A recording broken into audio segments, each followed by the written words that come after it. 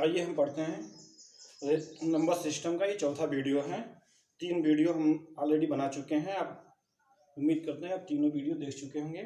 चौथा वीडियो में फिर हम लोग पढ़ेंगे रेशनल और इरेशनल नंबर के बारे में, उसकी कुछ प्रॉपर्टियां हैं।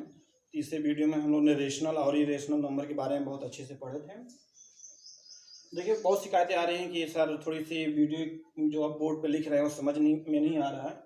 तो हम आपसे कहेंगे कि आप कोशिश करिए कि थोड़ी सी आप यूट्यूब की जो वीडियो क्वालिटी है थोड़ा सा बढ़ा के देखिए, और साउंड में प्रॉब्लम है तो आप कोशिश करिए कि जो भी वीडियो देख रहे हैं आप हेडफोन या ईयरफोन लगा के देखिए, क्योंकि अभी थोड़ी सी प्रॉब्लम है, लॉकडाउन की वजह से साउंड सिस्टम हो नहीं पा रहा है।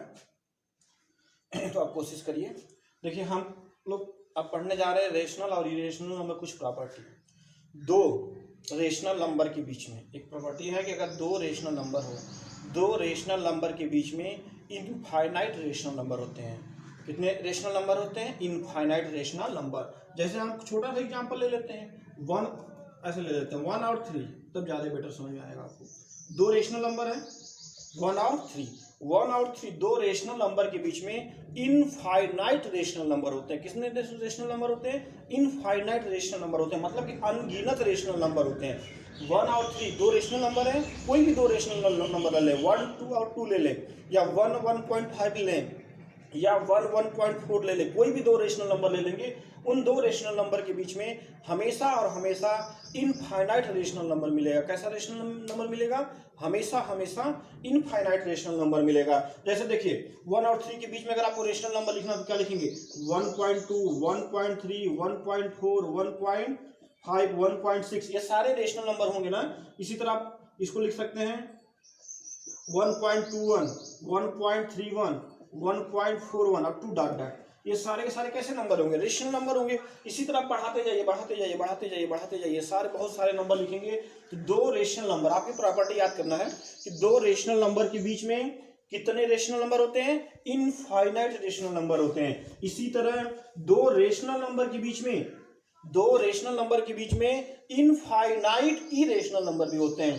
दो रेशनल नंबर के बीच में कितने इरेशनल नंबर होते हैं? Infinite irrational number. जैसे देखिए, हमें इरेशनल नंबर लिखना है, हम 1 से बड़ा 1.4 ले लें, 1 से बड़ा है और 3 से छोटा है, इसको इरेशनल नंबर के रूप में लिखना। तो कैसे लिखेंगे? देखो 1.4, इधर डेसिमल के बाद हम बताए थे कि ऐसे नंबर इरेशनल नंबर कहलाते हैं जो फिक्स ना हो, डेसिमल के बाद फिक्स डिजिट ना हो और वो रिपीट भी न कर रही हो, वह रिपीट भी न कर रहा हो। जैसे 1.4, 3, 2, 1, 0, 2, 1, 3, 4, 5, 8 अप टू डॉट डॉट। ये कैसे नंबर हो गए? इरेशनल नंबर हो गए ना। इसी तरह आप कोई भी नंबर लिख सकते हैं, ऐसे बहुत सारे नंबर लिखेंगे, पूरा इनफाइनाइट तक लिख सकते हैं। तो दो रेशनल नंबर के बीच में इनफाइनाइट इरेशनल नंबर भी होते हैं। जैसे एक छोटा सा एग्जाम, एक और समझ लीजिए कि एग्जाम्पल और है कि जैसे √2 कैसा नंबर है बताइए?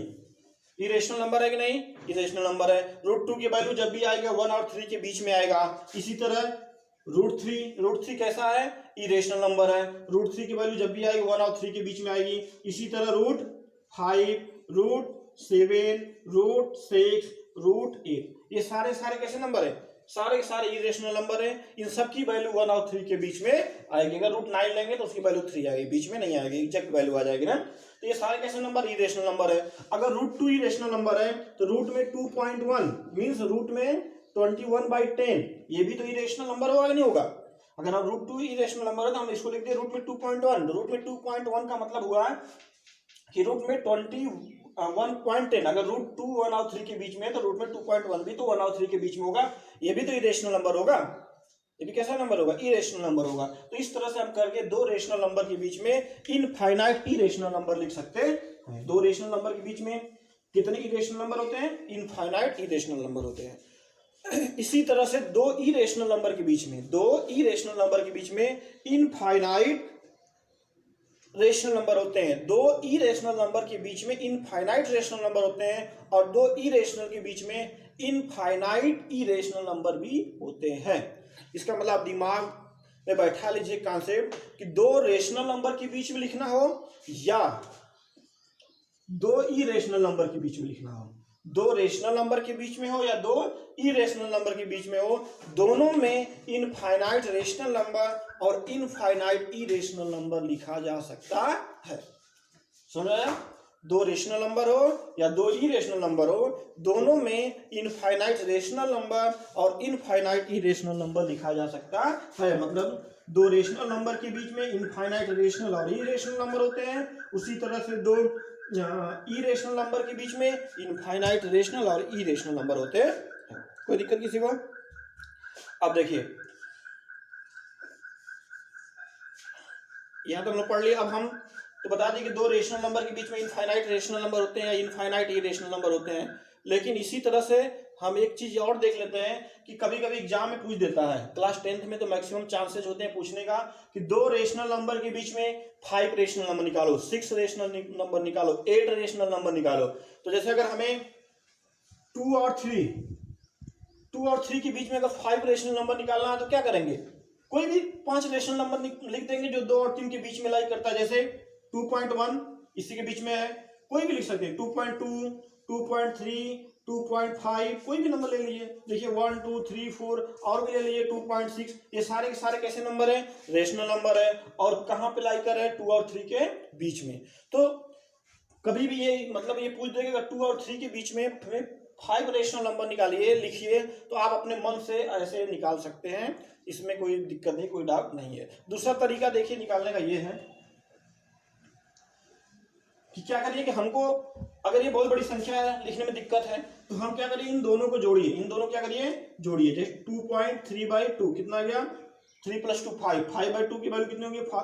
2.5। देखिए इन दोनों के बीच में क्या है? 2.5। ये भी तो एक रेशनल नंबर आ गया। फिर आपको एक और एक रेशनल नंबर निकालना है ना, और निकालना है तो फिर इन दोनों को जोड़िए। इन दोनों को जोड़ेंगे तो कितना आएगा? 2 + 2 4, 4.5। और 4.5 को जब डिवाइड करेंगे 2 से तो 2.25।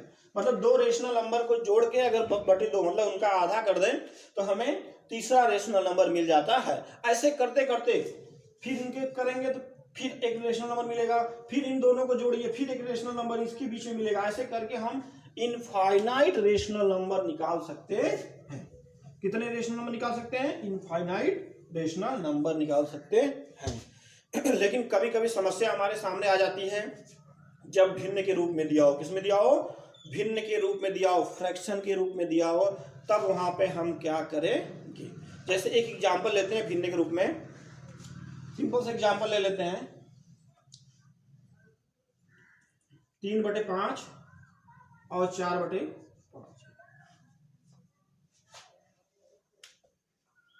3/4 और 4/5 के बीच में हमें 5 रेशनल नंबर निकालने हैं। कितने रेशनल नंबर निकालने हैं? 5 रेशनल नंबर निकालने हैं। देखिए ध्यान से, हम अभी बताया कि क्या करना है कि जो भी रेशनल नंबर अगर जितना भी निकालना है हम यहाँ पे इन दोनों को जोड़ दें। इन दोनों क्या कर दें? जोड़ दें और बटे 2 कर दें। जैसे 3/5 धन 4/5 बटे 2 करेंगे तो इसके बीच वाला आएगा, एक रेशनल नंबर आएगा। फिर इन दोनों को जोड़ेंगे, यहाँ पे जो रेशनल नंबर आएगा इन दोनों को जोड़ेंगे, फिर बटे 2 करेंगे, फिर यहाँ पे एक रेशनल नंबर आएगा। फिर इन दोनों को जोड़ेंगे, फिर यहाँ पे एक रेशनल नंबर आएगा। फिर इन दोनों को यूज करेंगे तो फिर यहाँ पे एक रेशनल नंबर आएगा। इन दोनों को यूज करेंगे फिर यहाँ पे एक रेशनल नंबर आएगा। ऐसे करेंगे तो क्या करेंगे, ये थोड़ा लंबा हो जाएगा। क्या हो जाएगा? थोड़ा लंबा हो जाएगा, लेंदी हो जाएगा, क्योंकि हमें बार बार भिन्न को हमेशा आपस में जोड़ना पड़ेगा, फिर उसको क्या करना पड़ेगा? आधा करना पड़ेगा। क्या करना पड़ेगा? आधा करना पड़ेगा।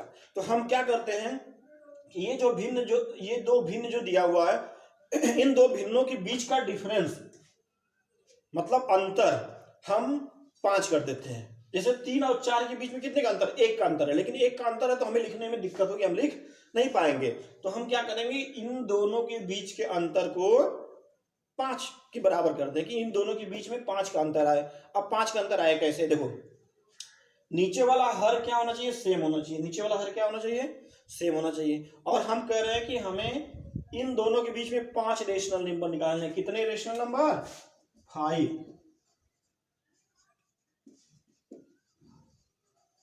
5 रेशनल नंबर निकालने हैं। तो अगर आपको जितने रेशनल निकालने हैं, जैसे 5 निकालने हैं तो 5 + 1 = 6। 6 से क्या करिए कि इस भिन्न में और इस भिन्न में ऊपर नीचे क्या कर दीजिए? मल्टीप्लाई कर दीजिए। 5 + 1 = कितना हुआ? 6। जो भी पूछेगा, अगर 5 पूछेगा तो 6 से मल्टीप्लाई करेंगे, 6 पूछेगा तो 7 से, 7 पूछेगा तो 8 से, मतलब एक एक्स्ट्रा। जैसे 5 पूछा तो 6 से मल्टीप्लाई करेंगे। तो देखो 3/5 × 6/6, 6/6 और 4/5 उड़ते 6/6 मतलब 6/6। ये इसकी वैल्यू तो 1 होगी, तो हम क्या किए 6 से ऊपर और नीचे क्या किए मल्टीप्लाई किए, तो 6 18/30 और 6 चौको 24/30 हो गया। अब देखो इन दोनों के बीच में कितने का अंतर हो रहा है, 18/30 और 24/30। ये 18/30 एक्चुअली में 3/5 ही लिखा है, हमने क्या किया लिखने का तरीका इसका चेंज कर दिया। ये 24/30 मतलब 4/5 ही लिखा हुआ है। अब इसमें 5 रेशनल नंबर निकालना है, तो 18 से बड़ी और 24 से छोटा। 18 से बड़ा कितना हो जाएगा 19/30, 19 के बाद 20/30, 20 के बाद 21/30, 22/30, 23/30, 24 है। ये गिन लो 1 2 3 4 5 कितने रेशनल नंबर मिल गए, 5 रेशनल नंबर मिल गए। अगर भिन्न के रूप में ये आपको कहेगा कि 2 भिन्न दिया रहेगा अंश और हर के रूप में, और कहेगा कि 5 रेशनल नंबर निकालिए, 6 रेशनल नंबर निकालिए, 10 रेशनल नंबर निकालिए, तो आप ये मेथड का यूज करके आप 5 6 10 जितना भी कहेगा आप आसानी से आराम से निकाल सकते हैं, इसमें कोई दिक्कत नहीं है। बस ध्यान इतना रखना है कि किससे मल्टीप्लाई करना है, ऊपर और नीचे। जितना रेशनल नंबर पूछेगा उससे एक ज्यादा, जैसे कितना पूछा है 5, तो 5 से एक ज्यादा कितना होगा 6। अगर 6 पूछेगा 6 पूछेगा तो 6 से ज्यादा कितना होगा एक ज्यादा 7, तो कितने से मल्टीप्लाई करेंगे 7। इसी तरह 8 पूछेगा तो 8 से ज्यादा कितना होगा एक ज्यादा 9, तो कितने से मल्टीप्लाई करेंगे 9 से मल्टीप्लाई करेंगे। तो समझ में आ गया। ये कंडीशन अब तभी फॉलो होगी जब हर हमारा क्या हो बराबर हो, जब हर क्या हो बराबर हो डिनोमिनेटर नीचे का। लेकिन कंडीशन बन जाता है कि कभी कभी कि हर क्या हो आपस में बराबर न हो, हर जो है आपस में बराबर न हो। जैसे हम लिख देते हैं 2/3 और 3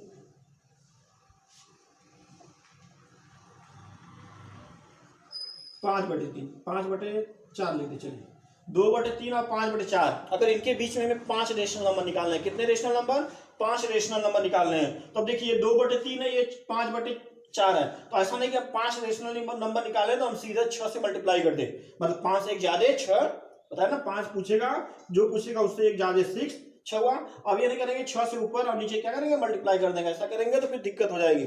हम क्या करेंगे सबसे पहले जो नीचे डिनोमिनेटर है, जो हर है, इसको हर बोलते हैं ना, जो डिनोमिनेटर है इसको सबसे पहले बराबर करते हैं। तो अब देखो इसको बराबर करने के लिए क्या करेंगे, इसको हम 3 को ले जाए 12 बना दे और 4 को भी 12 बना दे। 3 को 12 बनाने के लिए हमको किससे मल्टीप्लाई करना पड़ेगा 4 से, और 5/4 को इसको 4 को 12 बनाने के लिए 3 से, कितने से मल्टीप्लाई करना पड़ेगा 3 से।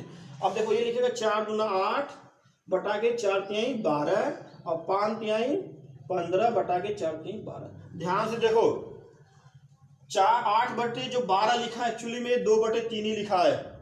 हमने क्या किया लिखने का तरीका चेंज कर दिया, जितनी वैल्यू 8/12 की होगी उतनी ही वैल्यू 2/3 की भी होगी।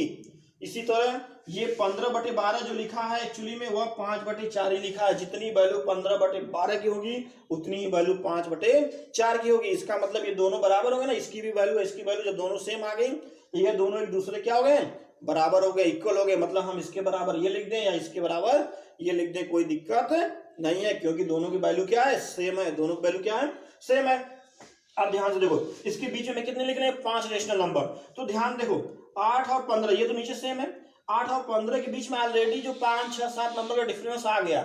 जब यहाँ पे आ गया तब हमें क्या करना पड़ेगा, जो मल्टीप्लाई कर रहे थे कि 5 पूछेगा तो 6 से मल्टीप्लाई, 6 पूछेगा तो 7 से मल्टीप्लाई, 7 पूछेगा तो 8 से मल्टीप्लाई, वो हमें मल्टीप्लाई करने की कोई जरूरत नहीं पड़ी। क्यों नहीं पड़ी, क्योंकि हम इसको आराम से लिख रहे हैं। हम मल्टीप्लाई क्यों करते थे कि इन दोनों के बीच में 5 डिजिट का मतलब 5 फ्रैक्शन का अंतर मिल जाए। हमें तो ऑलरेडी यहाँ मिल रहा है, कैसे मिला देखो 8/12 8 से बड़ा, 9/12 10/12 11/12 12/12 13/12 अब टू डाटा 1 2 3 4 5 लिख दिया, अभी लिख सकते हैं 14/12 भी लिख सकते हैं इसमें ना, 14/12 जितना कहेगा उतना लिख देंगे। हमें 5 जरूरत है 5 लिख के छोड़ देंगे मिटा देंगे, 6 पूछेगा 6 लिख के मिटा देंगे। लेकिन अगर ये इतना डिफरेंस नहीं आएगा तो हम क्या करेंगे, फिर वही पहला वाला स्टेप यूज करेंगे, जितना रेशनल नंबर पूछेगा उससे एक ज्यादा से उसके ऊपर नीचे मल्टीप्लाई करेंगे, तो हमें ये डिफरेंस जो यहाँ पर अंतर दिख रहा है, जो वहाँ अगर नहीं दिखेगा तो मल्टीप्लाई करने पर यह अंतर दिखने लगेगा। ठीक बात समझ में। ये मान के चलिए आप अगर हाई स्कूल में है तो 100%, 9th में भी है तो एग्जाम में आएगा, लेकिन हाई स्कूल में है तो मान के चलिए बोर्ड में 100% इससे एक क्वेश्चन आना ही आना है। इसको आप ध्यान से पढ़ लीजिए, इसमें कुछ है नहीं, कोई खास दिमाग नहीं लगाना है, बस रेशनल और इरेशनल नंबर हम इतना पढ़ा चुके हैं कि आप आराम से कर लेंगे, आप बिना इसका यूज किए भी कर सकते हैं। ठीक, बस वो दो नंबर जो लिखेंगे इन दोनों फ्रैक्शन के बीच में आना चाहिए। जैसे कैसे आप लिख देंगे, देखिए अगर भिन्न सेम हो, देख लीजिए जैसे 5/6 और 8/6, अगर भिन्न सेम है, हर क्या है सेम है, अगर आपको इससे बड़ी भिन्न लिखना तो ऐसे लिख दीजिए ना, 5 से बड़ी कितना हो जाएगा, देखो 6/6, 7/6, 8/6 लिखेंगे नहीं, लेकिन आप 2 ही लिख पाए, तीसरा लिखना है तो क्या करो, 6 को लिख दो 6.5/6, कोई दिक्कत, 7.5/6, इसको लिख दो 7.4/6। देखो बहुत सारे भिन्न लिखा जा सकता है, अपने मन से कुछ भी लिख दो, ये सारे सारे रेशनल नंबर ही तो है, कोई रेशनल नंबर थोड़ा है, तो आप अपने मन से भी लिख सकते हैं, बाय रूल बाय प्रोसेस। तो हम लोग पढ़ लिया रेशनल नंबर, इरेशनल प्रॉपर्टी के 2 रेशनल नंबर के बीच में इनफाइनाइट रेशनल नंबर होते हैं, 2 रेशनल नंबर के बीच में इनफाइनाइट इरेशनल नंबर होते हैं, इसी तरह 2 इरेशनल नंबर के बीच में इनफाइनाइट रेशनल नंबर होते हैं, 2 इरेशनल नंबर के बीच में इनफाइनाइट इरेशनल नंबर होते हैं, और उनमें कुछ रेशनल नंबर निकालने के तरीके। अब हम पढ़ते हैं कि जो हमारा रेशनल नंबर होता है, जो हमारा परिमेय संख्या होती है ना, रेशनल नंबर, परिमेय संख्या, जो हमारा रेशनल नंबर होता है, परिमेय संख्या, एक्चुअली में ये 2 तरीके होते हैं, एक शांत दशमलव होता है और एक अशांत दशमलव होता है, एक शांत दशमलव और एक अशांत दशमलव। देखो बताया था ना, एक टर्मिनेटिंग एक नॉन टर्मिनेटिंग, 2 तरह से होते हैं परिमेय संख्याएं। तो शांत दशमलव के बारे में सबसे पहले हम लोग पढ़ लेते हैं कि शांत दशमलव क्या होता है। शांत दशमलव क्या बताया था, जो दशमलव के बाद शांत हो जाए, जैसे देखो 0.234 दशमलव के बाद शांत है कि नहीं, या फिर यहाँ पे देखो 0.23 दशमलव के बाद शांत है कि नहीं, या 0.456, ये सारे कैसे हैं, शांत दशमलव। सारे कैसे दशमलव हैं, शांत दशमलव। लेकिन एग्जाम में ऐसे नहीं देगा आपको, एग्जाम में कैसे देगा, फ्रैक्शन के रूप में देगा। जैसे दे दिया ऐसे देगा, देखो 0.234 को हम लिख सकते हैं 234/10 1000 लिख सकते हैं ना।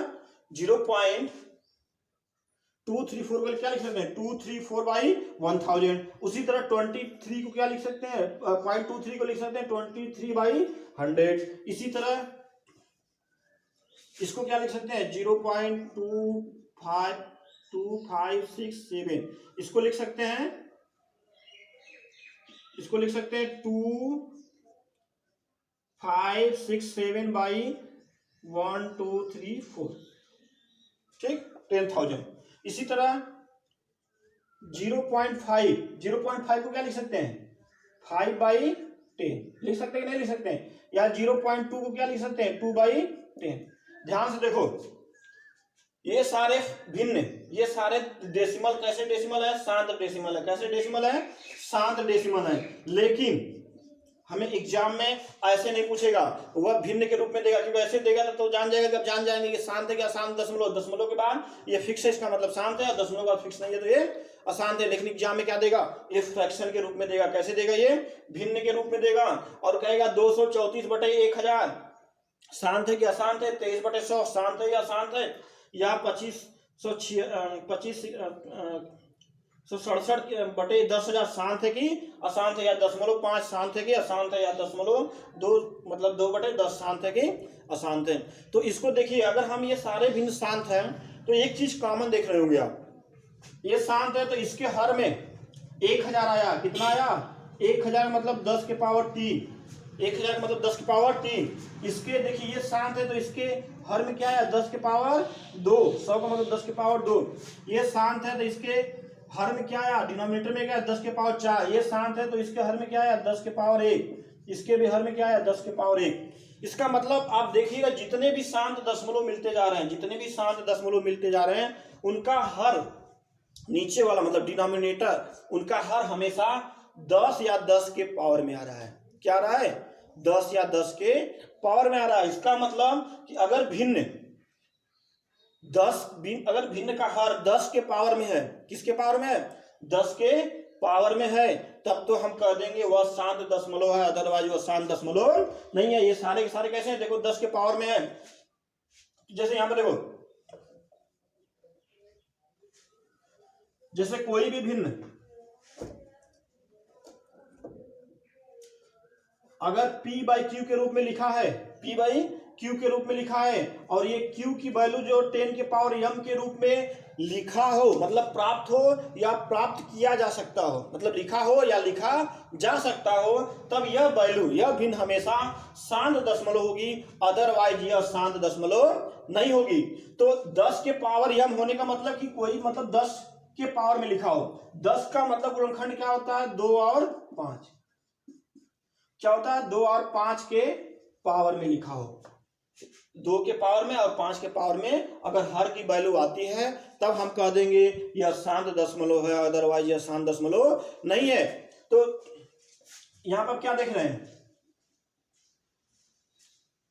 कि जो भी भिन्न दिया हो, अगर हर उसका 2 है, हर में क्या है, 2 और 5 है, 2 हो और 5 हो, या 2 हो या 5 हो, मतलब ये दोनों एक साथ भी हो या अलग अलग भी हो, तब भी यह हमारा शांत दशमलव होगा। जैसे देखो 1/2, इसके हर में क्या है, 2 है ना, इसको 2 को 1/2, मतलब इस 2 को 10 बनाया जा सकता है 5 से मल्टीप्लाई करके। तो देखो नीचे क्या आ गया, 10 आ गया कि नहीं आ गया, 10 के पावर 1 10 के आ गया ना, तो ये कैसा दशमलव होगा, शांत दशमलव हो गया। या 1/5, 1/5 को हम नीचे वाले को 10 कैसे बनाएंगे, 2 से मल्टीप्लाई कर देंगे ऊपर नीचे, तो ये 2/10, देखो नीचे वाले में 10 आया कि नहीं आया, जब नीचे 10 के पावर या 10 मिल जाता है तो ये कैसा दशमलव होगा, शांत दशमलव। तो 1/5 कैसा दशमलव होगा, शांत दशमलव। ये 10 मिल गया तो 1/2 कैसा दशमलव होगा, शांत दशमलव हो गया। इसका मतलब हर में 2 आ जाए और 5 आ जाए, कोई भी आ जाए, 2 आ जाए और 5 आ जाए, तब वह हमारा शांत दशमलव होगा। तो इसका मतलब कोई भी बड़ा से बड़ा क्वेश्चन देगा आप उसको कोशिश करिए कि गुणनखंड करिए, क्या करिए, गुणनखंड करिए, फ्रैक्शन करिए, और देखिए उस फ्रैक्शन में 2 और 5 आ रहा है कि नहीं। अगर साथे आए तो ठीक, साथे नहीं भी आता है, केवल 2 आ जाए या केवल 5 आ जाए, तब भी वह शांत दशमलव होगा, क्योंकि 2 मिलने पे हम उसको 10 बना सकते हैं और 5 मिलने पे भी उसको हम 10 बना सकते हैं। लेकिन बताइए 1/3, क्या नीचे वाले को हम 10 बना सकते हैं? 3 ऐसा कोई नंबर जिसमें 3 से मल्टीप्लाई कर दें तो 10 मिल जाए, नहीं बना सकते। तो जब 1/3 देखो नीचे 3 आ गए, इसको 10 नहीं बनाया जा सकता, इसका मतलब यह कैसा हो जाएगा, अशांत दशमलव। कैसा दशमलव हो जाएगा, अशांत दशमलव हो जाएगा। 1/6 ध्यान देना, 1/6 लिखा है ना, 1/6 में क्या करोगे, 2 × 3। अब ये मत करना सर 2 मिल गया तो हमारा काम हो गया, पहले 2 है तो 10 बना देंगे, 3 कहाँ गया, 10 के पावर में लिखना है ना, यहाँ 3 आ गया, इसको 10 के पावर का मतलब 10, 100, 1000 नहीं बनाया जा सकता, क्योंकि 3 डिस्टर्ब कर रहा है। 3 जैसे 10 बनाएंगे 3 से मल्टीप्लाई करेंगे 30, 100 बनाएंगे तो 3 से मल्टीप्लाई कर देंगे तो 300 हो जाएगा, 300 को 10 के पावर में नहीं लिखा जा सकता। तो अगर गुणनखंड में 2 और 5 के अलावा कोई भी नंबर आ जाए, जैसे यहाँ पे 3 आ गया, कोई भी नंबर आ जाए तो वह हमेशा अशांत दशमलव में चला जाएगा। कहाँ चला जाएगा, अशांत दशमलव, नॉन टर्मिनेटिंग, मतलब वो डेसिमल के बाद वह अंत इसका नहीं होगा। डिवाइड करके देख लीजिएगा, इसको डिवाइड करेंगे तो दशमलव के बाद इसका अंत नहीं होगा, ये बढ़ता जाएगा बढ़ता जाएगा, भले रिपीट करे वो अलग बात है, रिपीटिंग आएगा क्योंकि ये रेशनल नंबर है, रेशनल नंबर तो रिपीटिंग आएगा, रिपीटिंग नहीं आएगा तो इरेशनल नंबर में चला जाएगा। रिपीटिंग तो आएगा लेकिन खत्म नहीं होगा। तो शांत दशमलव समझ में आ गया और अशांत दशमलव। तो एग्जाम में मान के चलिए कि 100% कंपटीशन एग्जाम में भी आते हैं, और 10th में तो आना ही आना है, और 9th में भी ये पूछ देता है कि कौन से शांत दशमलव है और कौन से अशांत दशमलव है। अब हम लोग एक क्वेश्चन और देख लेते हैं, जो कंपटीशन के पॉइंट ऑफ व्यू से तो बहुत इंपॉर्टेंट नहीं है, लेकिन क्लास 10th के पॉइंट ऑफ व्यू से बहुत ज़्यादा इंपॉर्टेंट है। ये मान के चलिए कि आपके बोर्ड के एग्जाम में एकदम 200%, 100% मान के चलिए कि फिक्स है कि ये आना ही आना है, इसमें कोई डाउट नहीं। देखिए एक क्वेश्चन आता है कि सिद्ध कीजिए, क्या करना है, सिद्ध कीजिए कि 2 + √3 या 2 - √3 या 3 √2 या 5 - √3 या 5 - √3 हमारा रेशनल नंबर है या इरेशनल नंबर है। तो हमें सिद्ध करना है, सिद्ध कीजिए इतना एक इरेशनल नंबर है, अपरिमेय संख्या है। कैसी संख्या है, अपरिमेय अपरिमेय संख्या है। कैसी संख्या है? अपरिमेय संख्या है। तो देखिए इसका सॉल्यूशन कैसे करेंगे। हम बताए थे कि अपरिमेय संख्या का परिभाषा हम कैसे देते हैं? परिमेय संख्या का यूज करके। कैसे देते हैं? परिमेय संख्या का यूज करके। क्योंकि परिमेय संख्या का परिभाषा कोई जब भी पूछता है तो हम कहते हैं ऐसी संख्या जो परिमेय न हो वह संख्या अपरिमेय संख्या कहलाती है। जो संख्या परिमेय न हो वह संख्या अपरिमेय कहलाती है, मतलब इरेशनल नंबर कहलाता है। तो हम इस सवाल को प्रूव करने में भी हम परिमेय संख्या का यूज करेंगे। तो हम मान लें हमें सिद्ध करना कि यह परिमेय संख्या है। अगर हम मान लें कि यह परिमेय संख्या नहीं है, असल हमें सिद्ध करना कि यह परिमेय संख्या, हमें सिद्ध करना कि यह अपरिमेय संख्या। तो अगर हम मान लें कि यह परिमेय संख्या है, क्या मान लें यह परिमेय संख्या है और दिखा दे कि यह परिमेय संख्या जो माने वह नहीं है, गलत है, तो वह कौन सी संख्या हो जाएगा? अपरिमेय संख्या। ध्यान से सुनो, हमें क्या दिखाना कि ये सारे सवाल सब अलग अलग हैं। कोई भी इसमें से पूछ दे कि बताइए कि यह अपरिमेय संख्या आप सिद्ध करिए, तो हमें इसको अपरिमेय संख्या सिद्ध करने के लिए सबसे पहले यह सिद्ध करना पड़ेगा कि यह परिमेय संख्या नहीं है। तो हम सबसे पहले क्या करते हैं, लिख देते हैं माना। पहला कोई भी एग्जाम्पल ले लें, इसमें से पहला ही ले लेते हैं। अब कोई भी एग्जाम्पल एक कर सकते हैं। पहला है कि माना 2 + √3 एक परिमेय संख्या है। कैसी संख्या है? परिमेय संख्या। हम मान लेते हैं कि यह एक परिमेय संख्या है। बताओ, जब यह एक परिमेय संख्या है तब इसको हम p/q के रूप में लिख सकते हैं कि नहीं लिख सकते हैं? लिख सकते हैं, क्योंकि परिमेय संख्या की प्रॉपर्टी है कि ऐसी संख्या जिसको p/q के रूप में लिख सकते हैं। तो देखो 2 + √3 परिमेय संख्या, तो इसको हम लिख लिए p/q बराबर p/q। यहाँ पे जो है √3 को यहाँ पे रोक लो, ये हो जाएगा p/q - 2। ध्यान से देखो, p/q कैसी संख्या है? परिमेय संख्या। 2 कैसी संख्या है? परिमेय संख्या। हम बताए थे कि 2 परिमेय संख्या को जोड़ दिया जाए या घटा दिया जाए या मल्टीप्लाई कर दिया जाए, वो हमेशा और हमेशा कैसी संख्या होती है? हमेशा हमेशा परिमेय संख्या होती है। तो p/q - 2 कैसी संख्या है? परिमेय संख्या। √3 कैसी संख्या है? अपरिमेय संख्या। अब बताओ, क्या परिमेय संख्या कभी भी अपरिमेय संख्या के बराबर होगी? नहीं हो सकती। क्यों? क्योंकि मेरा डिफिनीशन यही है कि ऐसी संख्याएं अपरिमेय संख्या कहलाती है जो परिमेय संख्या न हो। अगर परिमेय नहीं होगा तभी ना परिमेय होगा। ये परिमेय नहीं तभी क्या है? अपरिमेय। इसका मतलब कभी भी परिमेय संख्या अपरिमेय संख्या के बराबर नहीं हो सकती। इसका मतलब हमने जो माना वो क्या हुआ? कंट्राडिक्ट हो गया, विरोधाभास हो गया। हमने माना कि यह परिमेय संख्या, लेकिन हमने सवाल लगाया तो क्या हुआ? गलत आ गया। इसका मतलब यह परिमेय संख्या नहीं है। जब यह परिमेय संख्या नहीं है तो क्या होगा? अपरिमेय संख्या होगा। तो यहाँ आप लिखेंगे चूंकि √3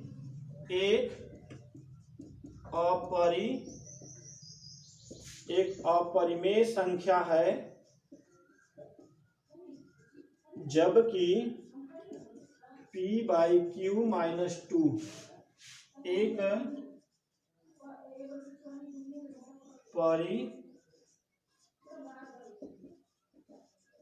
एक परिमेय संख्या है। अतः परिमेय संख्या कभी भी अपरिमेय संख्या के बराबर नहीं हो सकती। आप ऐड कर लीजिएगा इसको आगे। अतः परिमेय संख्या कभी भी अपरिमेय संख्या के बराबर नहीं हो सकती। अतः यह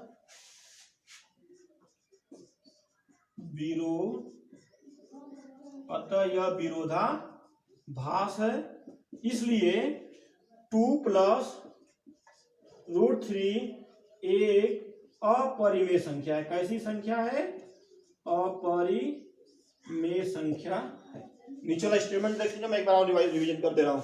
√3 अपरिमेय संख्या, ये एक परिमेय संख्या। लिखेंगे √3 एक अपरिमेय संख्या है, जबकि p/q - 2 एक परिमेय संख्या है। परिमेय संख्या कभी भी अपरिमेय संख्या के बराबर नहीं हो सकती। यह एक विरोधाभास है। अतः 2 + √3 एक परिमेय संख्या। ठीक, समझ आया? हम उम्मीद करते हैं कि आप इस वीडियो को जरूर एक बार बढ़िया से देखिए, नोट्स बनाइए, पढ़िए, समझिए। ठीक, थैंक यू।